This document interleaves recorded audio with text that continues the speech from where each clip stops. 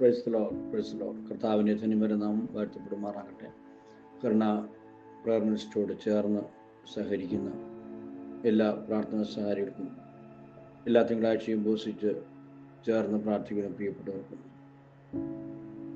രാവിലെ 4:30 തൊട്ട് 5 വരെ നടക്കുന്ന മോർണിംഗ് ഡിവോഷനിൽ പങ്കെടുക്കുന്ന പ്രിയപ്പെട്ടവർക്കും, എല്ലാ അഭ്യുദയകാംക്ഷികൾക്കും ക്രിസ്തുവിൽ സ്നേഹവന്ദനം അറിയിക്കുന്നു. കഴിഞ്ഞ ആഴ്ച മുഴുവൻ നമ്മെ ജയോത്സവമായ കർത്താവ് എഴുത്തുണ്ടായിരുന്നു. എല്ലാ തിങ്കളാഴ്ചയും ഉള്ള ഉപവാസ ദിവസത്തിൽ ചേർന്ന് പ്രാർത്ഥിക്കുവാൻ, ഉപസിപ്പാൻ കർത്താവ് നമ്മെ സഹായിക്കുന്നല്ലോ. കഴിഞ്ഞ ആഴ്ചയിൽ ദൈവം അറിയിച്ച ദീക്ഷത്തിന് ശേഷം ഒരാഴ്ചയിൽ നമ്മെ ജയോത്സവമായ കർത്താവ് വഴി നടത്തി. ഈ ആഴ്ചയിൽ നമുക്ക് ദൈവം തരേണ്ട ദൂതിന് വേണ്ടി പ്രാർത്ഥിച്ചപ്പോൾ കർത്താവ് ഓർപ്പിച്ച വചന വെളിപ്പാടിങ്ങനെ ശ്രദ്ധയെ തിരിപ്പാൻ താല്പര്യപ്പെടുകയാണ്. യഹോവയിൽ ആശ്രയിക്കുന്നവൻ കുലുങ്ങിപ്പോകാതെ എന്നേക്കും നിൽക്കുന്ന സിയോൻ പർവ്വതം പോലെയാകുന്നു എന്ന് സങ്കീർത്തനം 125:1 നാം വായിക്കുന്നു. സ്തോത്രം. കർത്താവിന് ഓർപ്പിച്ച ദൂതൻ, യഹോവയിൽ ആശ്രയിക്കുന്നവൻ കുലുങ്ങാതെ എന്നേക്കും നിൽക്കുന്നവനെ പോലെയാകും. സ്തോത്രം. യഹോവയിൽ ആശ്രയിക്കുന്ന ഒരു ദൈവത്തിൻ്റെ പൈതൽ എന്തെല്ലാം പ്രശ്നങ്ങൾ കൂടെ കടന്നു പോയാലും അവനെ കുലുക്കുവാനായിട്ട് ഏതെല്ലാം ശക്തിയിൽ പരിശ്രമിച്ചാലും അത് നടക്കാതെ അവൻ എന്നേക്കും നിൽക്കുന്നതിനെ പോലെ ധൈര്യത്തോടെ നിൽപ്പാൻ ഇടയാകും എന്ന് സംഘത്തുകാരൻ തൻ്റെ അനുഭവത്തിൽ കൂടെ ഓർപ്പിക്കുകയാണ്. സ്തോത്രം. രാവിലെ വിശുദ്ധാത്മാവ് പറയുന്നു, സ്തോത്രം, യഹോവയിൽ ആശ്രയിക്കുന്നവൻ കുലുങ്ങുകയില്ല. അവനെ കുലുക്കാനായിട്ട് ശത്രു പല പദ്ധതികളും പ്ലാനുകളും ആവിഷ്കരിക്കും. എന്നാൽ അതിന് മധ്യത്തിൽ പതറിപ്പോകാതെ കുലുങ്ങിപ്പോകാതെ നിൽക്കുവാൻ കർത്താവിനെ സഹായിക്കും. സംഘത്തിന് 26:1 ഇപ്രകാരം വായിക്കുന്നു, കർത്താവെ, ഞാൻ അങ്ങിൽ ഇളകാതെ ആശ്രയിക്കും.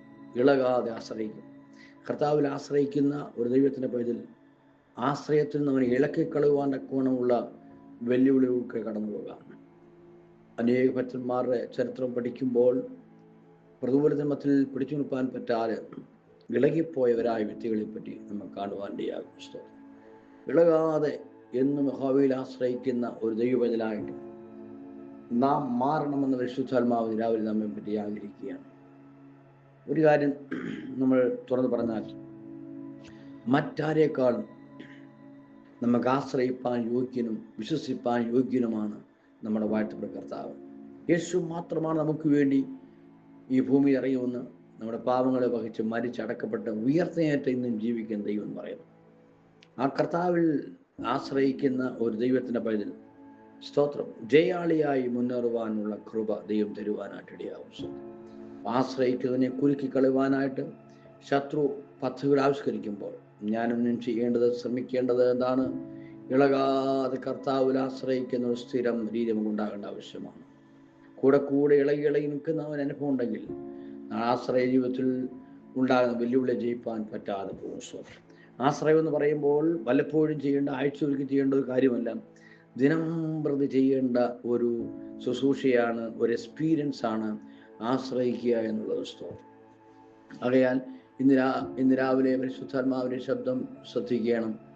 3 കാരണങ്ങൾ, 3 വഴികൾ കൂടെ ദൈവത്തിലെ ആശ്രയിക്കുന്നതിനെ കുലുക്കി കളയുവാനെ കൊണ്ട് ശത്രു പ്ലാൻ ചെയ്യും. ആ പ്ലാനുകൾ എന്താണെന്ന് ദൈവാത്മാവിനെ ഓർപ്പിച്ച് നിങ്ങളുമായി ഷെയർ ചെയ്യുമ്പോൾ, ആ ദൂത് മുമ്പാകെ നിങ്ങൾ സമർപ്പിക്കുമ്പോൾ, ഇന്ന് പകൽക്കാലം ആമേൻ ഈ ഒരാഴ്ച മുഴുവൻ ഒരു വിടുതലിൻ്റെ ആഴ്ചയാക്കി മാറ്റുവാൻ കർത്താവ് മതിയായവനാണ്. ഒന്നാമതായിട്ട് ഫിലിപ്പ് ലേഖനം 1-ാം 27-ാം വാക്യത്തിൽ നമ്മൾ വായിക്കുന്നത് ഇപ്രകാരമാണ്. സ്തോത്രം. അവിടെ എതിരാളികളാൽ ഒന്നിനും കുലുങ്ങിപ്പോകാതെ എന്നൊരു വാക്യമാണ്. എതിരാളികളാൽ ഒന്നിനും കുലുങ്ങിപ്പോകാതെ. സ്തോത്രം. ഒന്നാമത്, വളരെ സന്തോഷമായിട്ടും ഒരുമിച്ച് ഹാപ്പിയായിട്ടൊക്കെ യാത്ര ചെയ്യുന്ന, ജീവിക്കുന്ന, ജോലി ചെയ്യുന്ന, നിന്റെ ചുറ്റുപാട് നിന്ന് നിനക്കെതിരായി എതിരാളികളെ ശത്രു ഉണ്ടാക്കി നിനക്ക് ഉള്ള ദൈവത്തിലെ ആശ്രയം ഇല്ലാതാക്കുവാൻ, നിന്നെ കുലുക്കി കളവാൻ ശത്രു ശ്രമിക്കും. അതാണ് ഒന്നാമത്തെ പിശാചിന്റെ പദ്ധതി. ആമേൻ. ഒരു പ്രതികൂലമില്ലാത്ത സ്ഥലത്തു നിന്ന് ഒരു പ്രതികൂലം ഉയർത്തുന്ന അനുഭവം പോലെ, പിണക്കക്കാരോ എതിരാളികളോ ഇല്ലാത്ത സ്ഥലത്തു നിന്ന് നിനക്കെതിരായി എതിരാളി ഉണ്ടാക്കുന്നത് നമ്മൾ നോക്ക്. ഇന്ന് ലോകത്തിൽ കാണുന്ന, ആത്മീയ മണ്ഡലത്തിലും ഭൗതിക മണ്ഡലം കാണുന്ന പ്രശ്നം എന്താണ്? നന്നായി മുമ്പോട്ട് പോകുന്ന ഒരു സ്ഥാപനത്തെ, ഒരു കുടുംബത്തെ, ഒരു വ്യക്തിയെ, ഒരു പ്രസ്ഥാനത്തെ ഒക്കെ തകർത്തിടുവാനൊക്കെ എതിരാളികളെ ശത്രുവെ ഏൽപ്പിക്കുകയാണ്.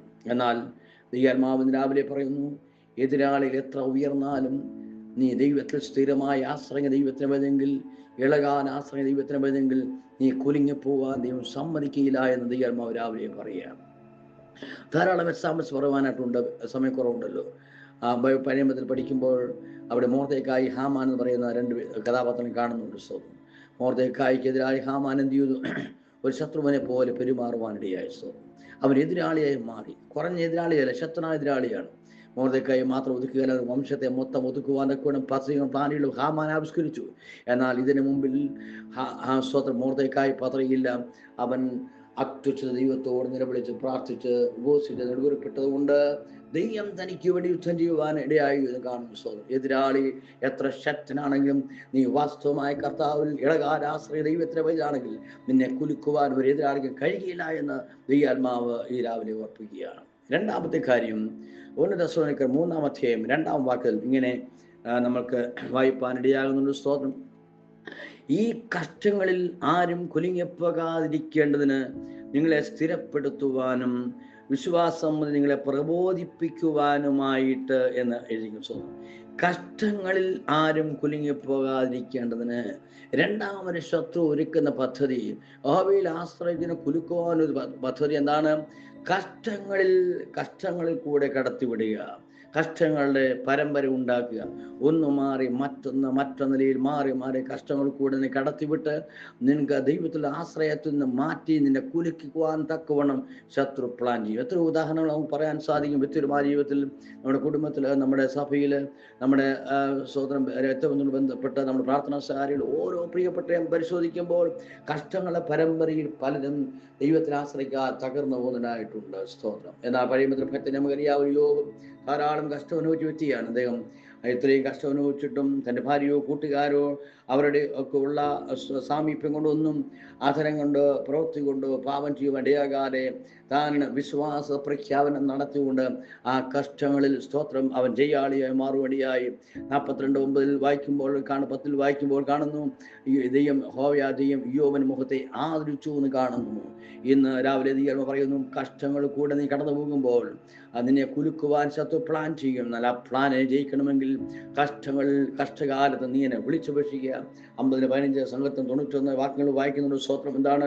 കഷ്ടകാല ദൈവത്തെ വിളിച്ചപേക്ഷിച്ച ദൈവത്തിനെ വിടിവിക്കും, ദൈവത്തിന്റെ മഹത്വം വെളിപ്പെടുവാനായിട്ടിടയാകും. സ്തോത്രം ചെയ്യുന്നു. വാക്യം 24-ാം അധ്യായം 10-ാം വാക്യത്തിൽ ഇങ്ങനെ വായിക്കുന്നു, കഷ്ടകാലത്ത് നീ കുഴഞ്ഞു പോയാൽ നിന്നെ ബലം നഷ്ടം തന്നെ. കഷ്ടത വരുമ്പോൾ പലരും കുഴഞ്ഞു പോകാറുണ്ടെന്നാൽ കുഴഞ്ഞു പോകുന്നതിന് പകരം ദൈവത്തെ അധികം ഒന്നുകൂടെ നിലവിളിച്ചാൽ ദൈവത്തിന് വിടുതലുകരം നിനക്കാൽ നീട്ടി നീ കുലുങ്ങി പോകാൻ ദൈവം സമ്മതിക്കുകയില്ല. 3-ാമത്തെ കാര്യം, സങ്കീർത്തനം 55:22 ഇങ്ങനെ വായിക്കുന്നു. സ്തോത്രം. നിന്റെ ഭാരം യഹോവയുടെ മേൽ വെച്ചുകൊള്ളുക. Praise the Lord. അവൻ നിന്നെ പുലർത്തും, നീതിമാന് കുലുങ്ങി പോവാൻ അവൻ സമ്മതിക്കുകയില്ല. ഭാരങ്ങൾ ജീവിതത്തിൽ കടന്നു വരുമ്പോൾ ഒന്ന് മാറി ഭാരം കൂടിക്കൂടി വരുമ്പോൾ പലപ്പോഴും നമ്മളെ കുലുക്കുവാൻ ശത്രു പ്ലാൻ ചെയ്യും. ഹല്ലേലൂയ. മനോഭാരമുണ്ട്, കടഭാരമുണ്ട്, ശരീര രോഗഭാരമുണ്ട്, നിന്ദയുടെ ഭാരമുണ്ട്, തലമുറയെ പറ്റി ഭാരമുണ്ട്, സഭയുടെ വിഷയമുണ്ട്. അങ്ങനെ പല സ്ഥാപന വിഷയമാണ്. പല വിഷയങ്ങളും കൂടെ നീ കടന്നു പോകാറുണ്ട്. പല വിഷയങ്ങളുടെ ഭാരങ്ങൾ നിന്നെ അലട്ടി നിന്നെ ദൈവത്തിലുള്ള ആശ്രയത്തിന് കുലുക്കുവാൻ ശത്രു ശ്രമിക്കും. എന്നാൽ ദൈവത്തിന്റെ ആത്മാവ് പറയുന്ന 62-ാം സംഘത്തിന് വായിക്കുന്നുണ്ടല്ലോ. സ്തോത്രം. നാൾതോറും നമ്മുടെ ഭാരങ്ങൾ ചുമക്കുന്ന 68:19 നാൾതോറും നമ്മുടെ ഭാരം ചുമക്കുന്ന ദൈവം. സ്തോത്രം. ആമേ. മത്തായി 11:28 യേശു പറഞ്ഞു, മധ്യമാനിക്കും ഭാരം ചുമക്കുന്നതിനായുള്ളവരെ. ഹല്ലേലൂയ. നമ്മുടെ ഭാരങ്ങളെ ചുമക്കുന്ന ദൈവം നമുക്കുണ്ട്. സ്തോത്രം. അവൻ ഡെയിലി ചുമക്കുന്നതുകൊണ്ട് ഭാരങ്ങൾ കൂട്ടി വെക്കാതെ അരാസമയം കർത്താവിനെ പാത ഇറക്കി വെച്ചാൽ നിന്റെ ഭാരങ്ങൾ പരിഹാരം വരും. ഈ ഭാരങ്ങൾ നിമിത്തം നീ കുലുങ്ങുവാൻ ദൈവം സമ്മതിക്കുകയില്ല. ഈ രാവിലെ കേട്ടതുപോലെ മറക്കരുത്, ദൈവത്തിലെ ആശ്രയിക്കുന്ന കുലുങ്ങിപ്പോകില്ല. അവനെ കുലുക്കുവാൻ എതിരാളികളെ എതിർപ്പിക്കാം, കഷ്ടങ്ങളിലൂടെ കടന്നു പോകാം, ഭാരങ്ങൾ നമ്പർ കൂടിയേക്കാം. എന്നാൽ ഇതൊന്നും നിന്നെ കുലുക്കുവാൻ ഇടയാകത്തില്ല, നീളകാല യഹോവയിൽ ആശ്രയിച്ചാൽ. ഇന്ന് രാവിലെ ഈ ദൂത് നിനക്ക് ഒരു അനുഗ്രഹമായി മാറട്ടെ. എത്ര പേർ സമർപ്പിക്കും? കർത്താവെ, എൻ്റെ ജനത്തിന് വേണ്ടി പ്രാർത്ഥിക്കുന്നു. കർത്താവെ, നിന്നിൽ ആശ്രയിക്കുന്നു, കുലുങ്ങിപ്പോയില്ല. നീ സംസാരിച്ചല്ലോ, കുലുങ്ങുന്ന വിഷയത്തിലായിരിക്കുന്ന വ്യക്തികൾ ഇന്ന് രാവിലെ ദൈവാത്മാവിൽ ബലപ്പെട്ട നന്മകൾ ഈ ആഴ്ച ജയത്തിന്റെ ആഴ്ചയെ മാറട്ടെ, വിടുതലിന്റെ ആഴ്ചയെ മാറട്ടെ. ദിനത്തെ അനുഗ്രഹിക്കുന്നു. പ്രാർത്ഥന സ്തോത്രം യേശുവിന്റെ നാമത്തിൽ തന്നെ. ആമേൻ. കർത്താവ് എല്ലാവരെയും അനുഗ്രഹിക്കട്ടെ. Praise the Lord. Praise the Lord.